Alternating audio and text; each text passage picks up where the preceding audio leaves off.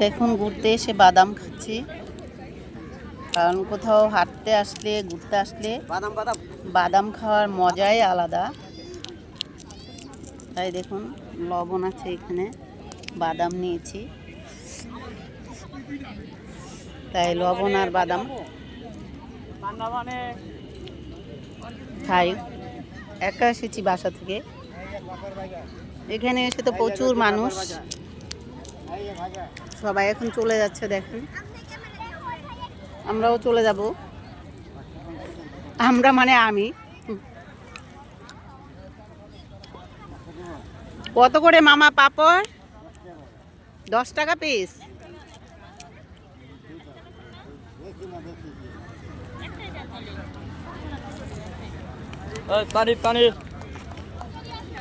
আমি পাপড় খাবো না, না মামা বাদাম খাচ্ছি, জিজ্ঞেস করলাম। সবাই চলে যাচ্ছে, আমরাও চলে যাব।